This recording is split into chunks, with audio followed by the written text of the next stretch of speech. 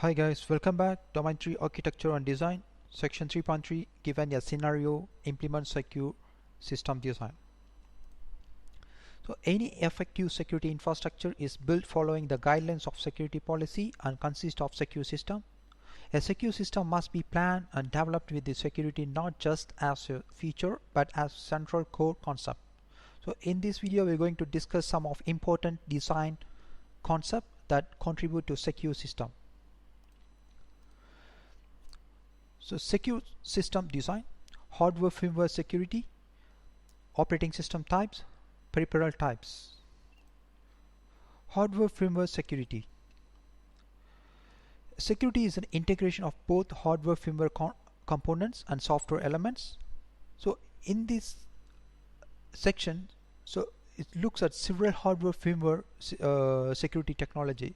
As you can see in the screen, FDE, SED, so two different. Full disk FDE is a full disk encryption, or whole disk encryption is often used to provide protection for an OS, its installed applications and all locally stored data. FDE encrypts all of the data on a storage device with a single master systematic encryption key. Anything written to the encrypted storage device, including standard files, temporary files, cached data, memory, swap data, and even the remnants of deletions and the contents of slack spaces is encrypted when FDE is implemented. However, whole disk encryptions provide only reasonable protection when the system is fully powered off. If a system is accessed by a hacker while it is active. So there are several ways around hard drive encryptions. These include a firewire direct memory access, what we call DMA attack, malware stealing the encryption key out of a memory, is slowing down memory decay rates with liquid nitrogen, or even just impersonation. The details of these attacks are not important for the exam. However, you should know that whole disk encryption is only a partial security control. To maximize the defensive strength of whole disk encryption, you should use a long, complex password to unlock the system or boot up. So this password shouldn't be written down or used on any other system or for any other purpose. Whenever the system is not actively in use, it should be powered down and physically locked against unauthorized access or theft. Hard drive encryption should be viewed as a delaying tactic rather than as a true prevention of access to data stored on the hard drive. Hard drive encryption can be provided by a software solutions as discussed previously, though a hardware solution. So one option is a self encryption drives. So SED is a self encryption drive. As discussed, some hard drive manufacturers offer hard drive products that includes onboard hardware based encryption service. However, most of these solutions are proprietary and don't close their method or algorithms, and some have been cracked with relatively easy hacks. So USB encryption is usually related to USB storage, which can be included both USB connected hardware drives as well as the USB thumb drives. Some USB drives manufacturer includes encryption feature in their product. So these often have a auto-run tools that is used to gain access to encrypted content once the user has been authenticated. For example, of an encrypted USB device is an iron key. So if encryption feature is not provided by the manufacturer of a USB device, you can usually add them through a variety of commercial or open source solutions. One of the best known, respected and trusted open source solution, you can see on the right side the picture, VeraCrypt. So this tool can be used to encrypt files, folders, partitions, drive sections, or whole drives, whether internal, external, or USB.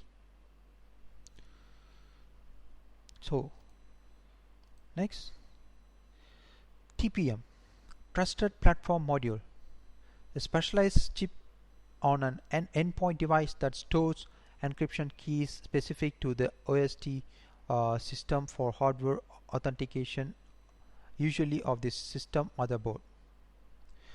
So that is both for specific for crypto processors, and the chip is the main board supporting these functions.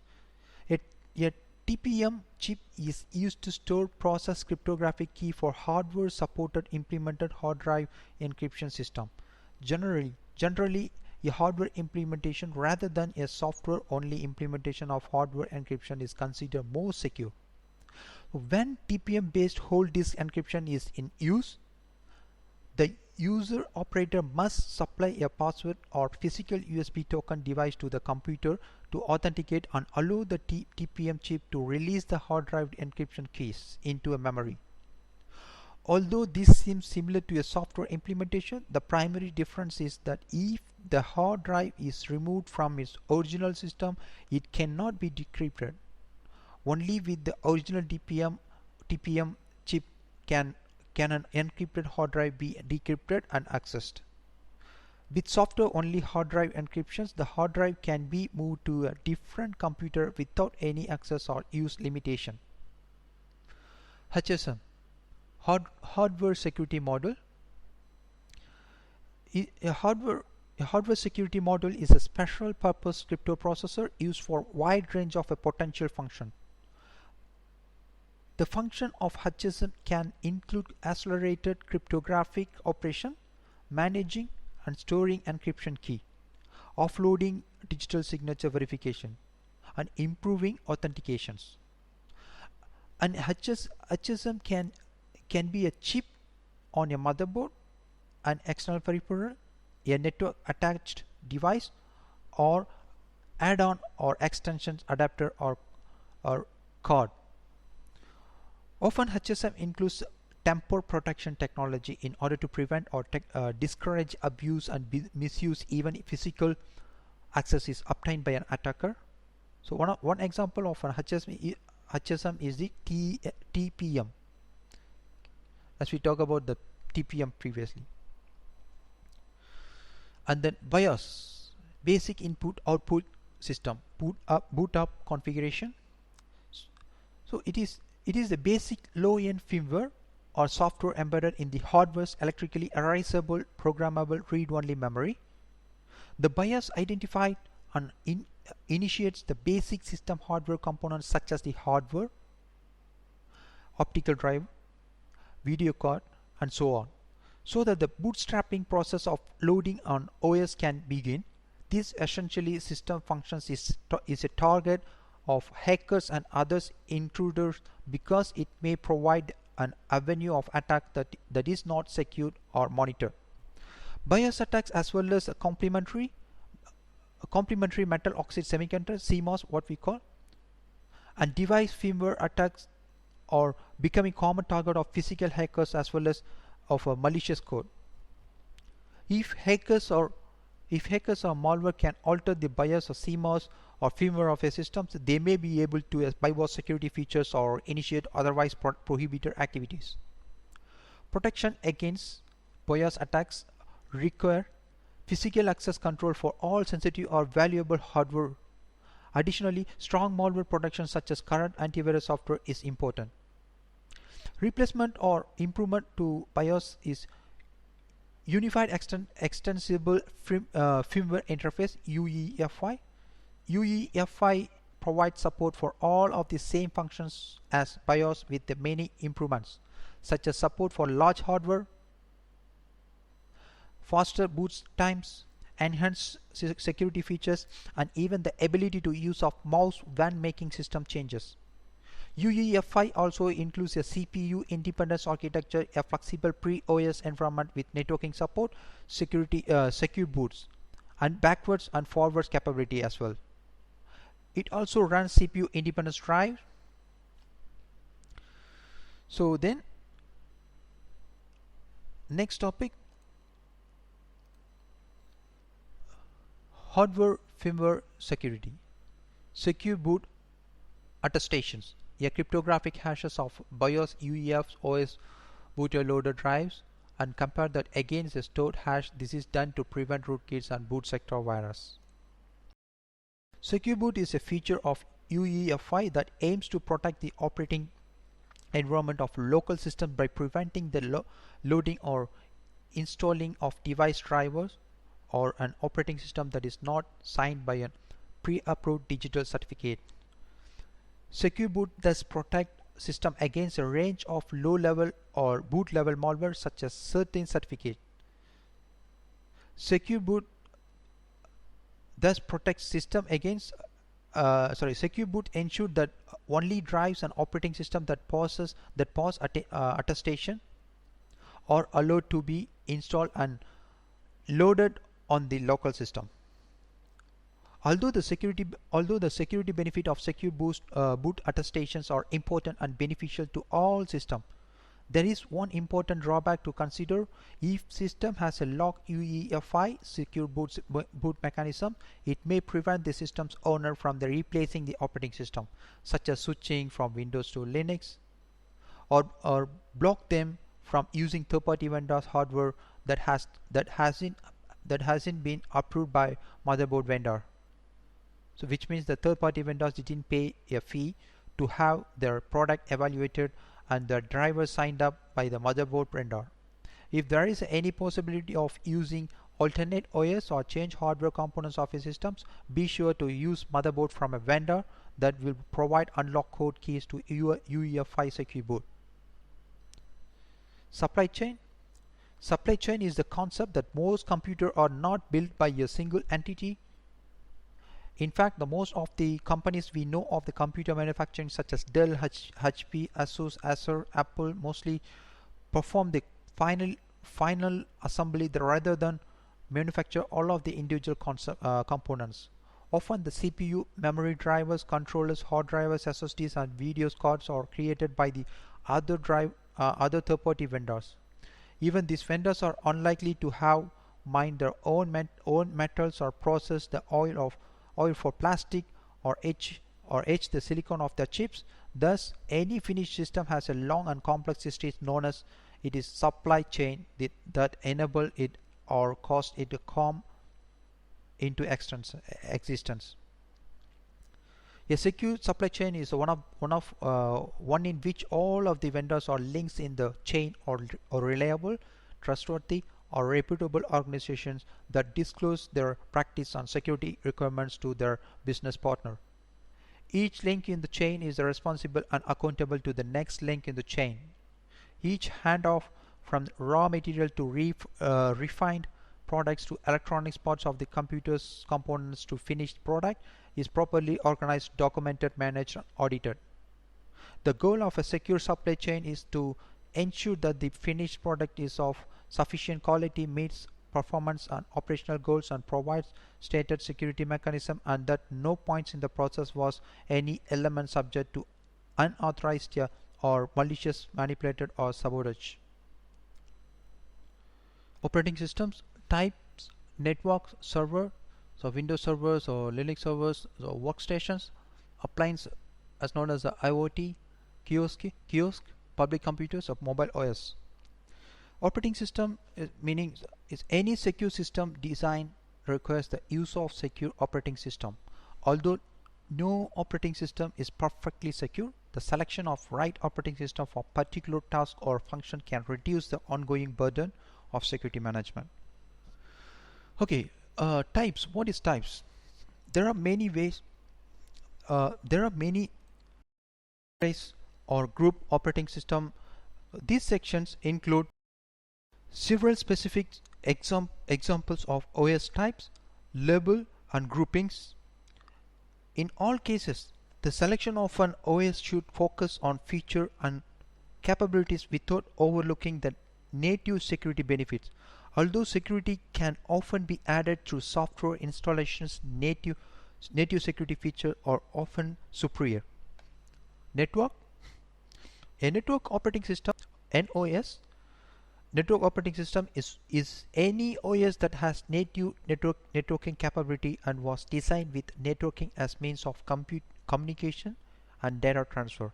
Most OS today are NOS, but not all OS are network capable. There are still many situations where a standalone or isolated OS is preferred for functions, stability, and security. Server. A server is a form of NOS. It is a resource host that offers data, information, or communications functions to other requesting systems. Servers are the computer systems on a network that support and maintain the network. They require great physical and logical security protection than workstation. So because they represent a concentrations of assets, value, and capabilities, end users should be restricted from physical accessing server, and they should have no reason to log on directly to a server.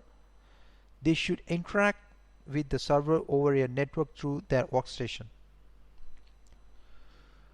Workstation. A workstation is another form of NOS. A workstation is a resource consumer. A workstation is typically where an end user will log in and then from the workstation reach out across the network to servers to access resource and retrieve data. Workstations are also called clients, terminals, or end users' computers. Access to workstations should be restricted to authorized personnel. One method to accomplish this is to use strong authentication such as two-factor authentication with a smart card and a password or PIN. Appliance. An appliance OS is another variation of NOS. An appliance NOS is a stripped down or single purpose OS that is typically found on a network device such as firewall, routers, switches, wireless access point, and VPN gateway as well. An appliance NOS is designed around a primary set of functions or tasks and usually doesn't support any other capabilities. Kiosk. Kiosk OS is either a standard OS or variation of NOS. A Kiosk OS is designed for end user use and access. The end users might be an employee of an organization or anyone from the general public. A Kiosk OS is locked down so that only pre-authorized software products and functions are enabled. A Kiosk OS will revert to the lockdown mode each time it is rebooted, and some will even revert if their experience is flaw, crash, error, or any attempt to perform an unauthorized command or launch an unapproved executable. The goal and purpose of Kiosk OS is to provide a robust information service to a user while preventing accidentally or intentional misuse of the system. A Kiosk OS is often deployed in public locations and thus must be configured to implement security effectively for the situation. Mobile OS. A mobile OS is another form of NOS. A mobile OS is designed to operate on portable device. Although a portable device can be defined as any device with a battery, a mobile OS is designed for portable device for which traditional NOS are too large or too resource demanding. Many portable devices have less CPU process capacity, RAM memory availabilities, and storage capability than full computers, networks, or workstation system. A mobile OS is designed to optimize performance of limited resource. It may be designed around a few specific mobile device features such as phone calls, text message, and taking photograph, or may be designed to support a wide range of user-installed software of applications. Some mobile OS are extremely limited in the functions, whereas other can provide capability nearly equivalent to those of traditional workstation NOS.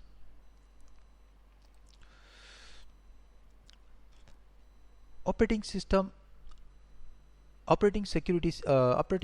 security. There is a few listed. trusted operating system baseline, secure configurations, least functionalities, single purpose, disabling unnecessary ports and service, disabling default account password, application whitelisting, blacklist, patch management process. We will see one by one. Trusted operating system baseline. Trusted OS is access control features that require a specific OS to be presented in order to gain access to a resource. By limiting access to only those systems that are known to implement specific security feature, resource owners can be assured that violation of resource security will be less likely. Another formal definitions of trusted OS is any OS that has security feature in compliance with government or military security standards that enable the enforcement of multi-level security policies. Examples of trusted OS include Trusted Solaris, Apple, macOS, and then HP UX and AIX. Many others OS can be altered to become trusted, such as Windows, Windows Server, C Linux. Secure configuration. All company systems should be operating within expected parameters and compliant with the defined baselines of secure configuration. Any system that is determined to be out of baseline should be removed from the production network in order to investigate the cause. If the deviation was due to a malicious event, investigate and respond. If the deviation was due to normal work-related actions and activities, it may be necessary to update on baselines or implementing more restrictive systems modification policies, such as whitelisting or using a static systems. A static system is an environment in which user cannot make any change, or the few changes user can implement are only temporary or discarded once the users log out. Least function, single purpose. So one rule of thumb to adapt when design and implement security is that of least functionality. If you always select and install the solutions with the least functionality or without any unnecessary additional capabilities and features, you will likely have a more secure result than opting for any solutions with more options than necessary. This is another perspective on minimize your attack surface. Rather than removing and blocking components that are unneeded or unwanted, select hardware and software systems that have minimal additional capabilities beyond what is strictly needed for the business functions or tasks. So next, disabling unnecessary ports and service. So a key element in securing a system is to reduce its attack surface. The attack surface is the area that is exposed to untrusted network or entities and that is vulnerable to attack. If a system is hosting numerous services and protocols, its attack surface is larger than that of a system running only essential service and protocol. You can see in the image, I use the nmap command to the port number, the port number 65,535, the local host. It's just a small example. It is tempting to install every service, components, applications and protocol available to you on every component systems you deploy. However, this is temptations is in direct violations of a security best practice that each system should host only those services and protocols that are absolutely essential to mission critical operations. Any unused application service ports should be specialized blocked or disabled. Port or interfacing disable is a physical option that renders a connection port electrically useless. Port blocking is a service provided by a software or hardware firewall that blocks or drops packets directed toward dissolved ports. So layer 4, the transport layer, uses port to indicate the protocol that is to receive the payload content of the TCP or UDP packet. Ports also assist in supporting multiple simultaneous connections or sessions over a single IP address. As you can see in the picture, the port number, there are 65,335 potential ports. You can also Google it on the website www.iana.org /assignments/port-numbers. So there's the exact link. You will get a more information, I mean all the port information there. And then there are a number of common protocol default ports you may want to know. For exam purpose, you can see on the right side, so it's just a glance of samples, so you can also Google it to know more about that common port protocols and the default ports. So next one, disable default account password. So if you don't need it, don't keep it. This may be optional mantra for you in your real life, but in terms of security, it is the first of two. The second is lock down what is left. Getting rid of unnecessary service and account is just the beginning of proper security and environment hardening. Leaving behind default or unused account gives hackers and attackers more potential points of compromise. Always change default password to something unique and complex. All default passwords are available online, as you can see in the website. I'm sorry, the picture. There's one of the very good website. You can also Google it to know more about the default password. So yes, CIOT.net. So if available, always turn on the password protection and set complex passwords. Don't assume physical access control is good enough or logical remote access is not possible. If you discover you have a device with a hardcore default password, then remove that device from the network and replace it with a device that offers real security configuration options. Okay. Next topic. Applications, whitelisting, blacklisting. Organizational control application installations by either blacklisting or whitelisting them. Blacklisting application is the blacklisting application is listing all applications that the organization deems undesirable or banned, and then preventing those applications from being installed. So the concept of blacklisting application is similar to the way antivirus software works. Blacklisting is generally done to reduce security related issues, but the organization also can blacklist time wasting or bandwidth intensive applications.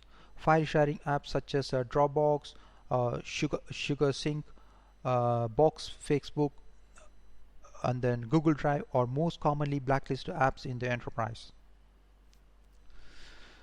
A whitelisting approach uses a list of approved applications. If the application is not on the approved list of the software, the application installation is denied or restricted.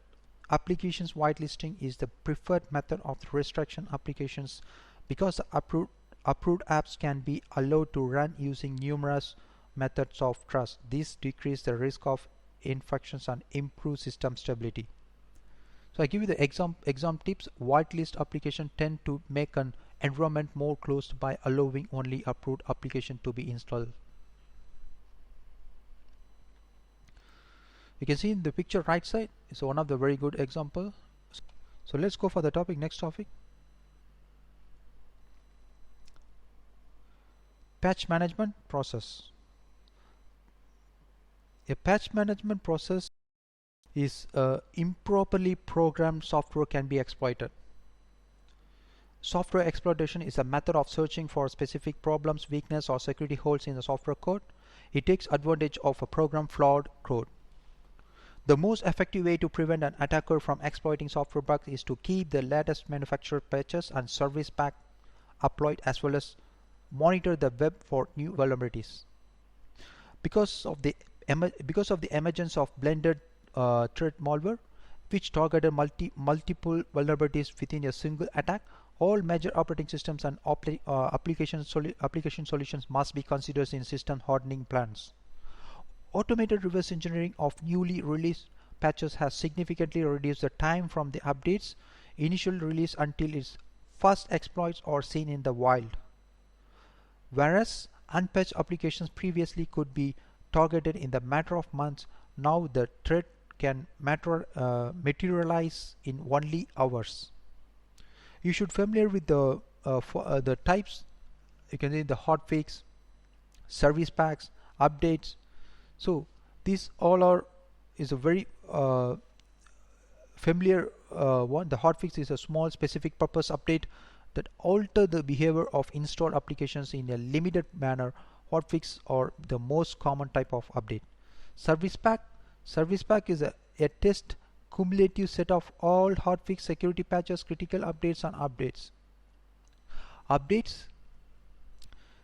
An update that addresses a non-critical, non-security related bugs and is usually a fix for specific problem. Although the term updates is used in generic manner, this category can consist of various type of update and address critical issues. For example, Microsoft divides its updates categories into critical definitions and security types. Security update addresses a fix for product specific security related vulnerabilities. A critical update addresses a fix for a specific problem that is critical, non-security related bugs as well. So upgrade is as you know, a newer version of software update. Peripherals is system hardware and peripherals requires physical access controls and protections in order to maintain the logical security imposed by a software. Without access control over the facilities and physical environment, otherwise secure system can be quickly compromised. Physical protections are used to protect against the physical attacks, whereas logical protections protects only against logical attacks. Without adequate layer of protection, security is non-existent. The section we are going to see the list of peripherals. Wireless keyboard. So wireless keyboards connects to the computer over Bluetooth, Wi-Fi or some other radio wave based communications. In most cases, wireless keyboard don't use encryption, so any listening device with range may be able to eavesdrop on the characters types into a wireless keyboard. Don't use wireless keyboard for sensitive system or when you are typing sensitive, confidential or valuable information. Wireless mice, like wireless keyboard, wireless mice connect to the computer over Bluetooth, Wi-Fi or some other radio based communications. In the most case, wireless mice don't use encryption as well, so any listening device with a range may be able to eavesdropping on the movement and activities of a wireless mouse. Don't use a wireless mouse on sensitive systems. Displays. A display can show sensitive, confidential or personal information.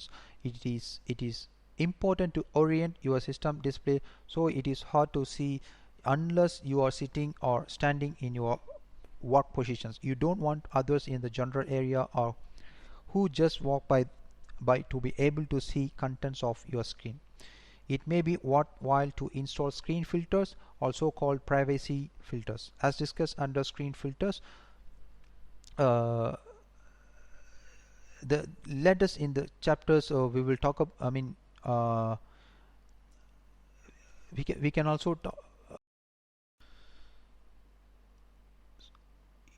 It may be worthwhile to install screen filters, also called privacy filter.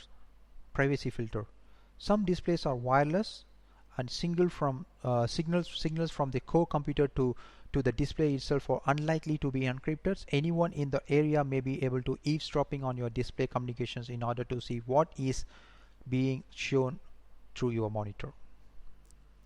Wi-Fi enabled MicroSD cards. Many portable devices that don't have native wireless support can be enhanced using a MicroSD or SD card with a Wi-Fi. These memory storage cards includes their own Wi-Fi adapter, which can in turn provide wireless connectivity to the mobile device. While not turning the mobile device into a full-fledged NOS, it often allows for uploading a backing up of your files to cloud service or a network share. The Wi-Fi enabled SD and micro SD card may support wireless encryption, but not necessarily. So when the cards are used in the device that already has networking capability, the device can serve as an additional attack path of a hacker, especially if it's automatically connect to plain text Wi-Fi networks. In general, avoid the use of any Wi-Fi enabled storage expansions card. So printer MFDs. Many printers are network attached printers, meaning they can directly connect to the network without being directly attached to your computer. A network attached printer serves as its own print server. It may connect to the network via cable or through wireless. Some devices are more than just printers and may include fax, scanning, or other functions. There are no multifunction device MFDs.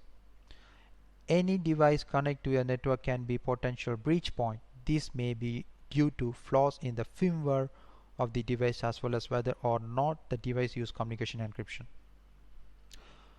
External storage device. Universal Serial Bus USB device are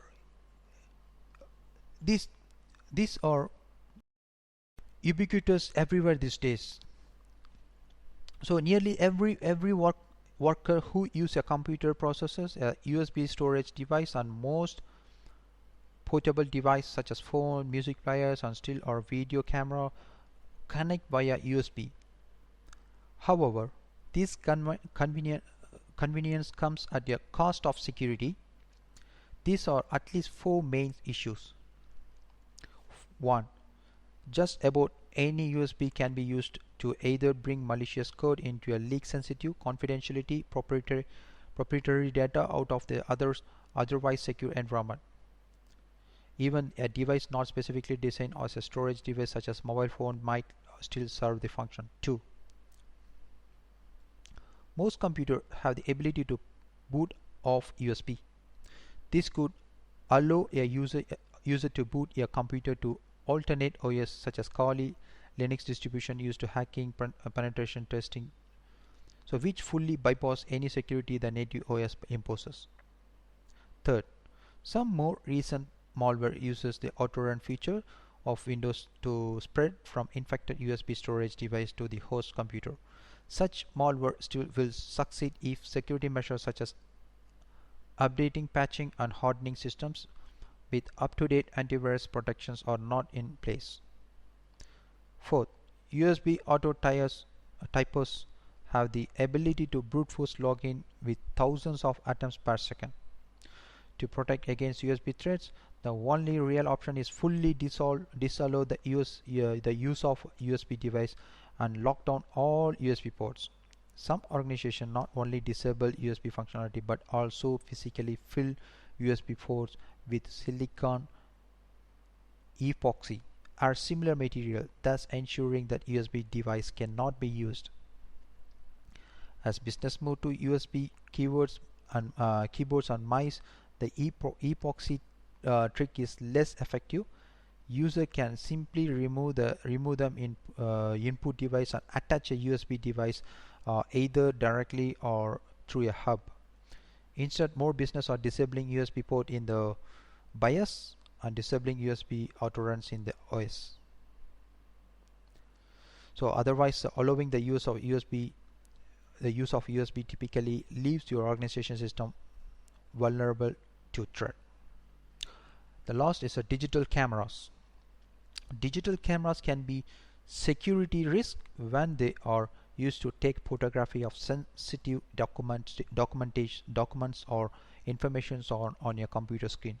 A digital camera can serve as a storage device when connected via cable to your computer system, thus allowing the users to transmit confidential file to outside the organizations or bring in malware from the outside.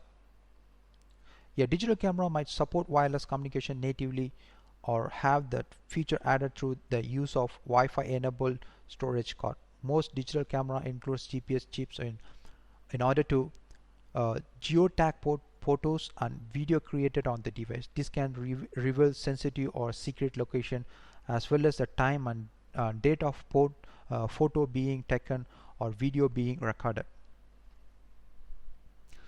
So next, okay, exam preparations. John is a CISO for a financial institution, so he wants to make sure all laptops hard drives are automatically encrypted.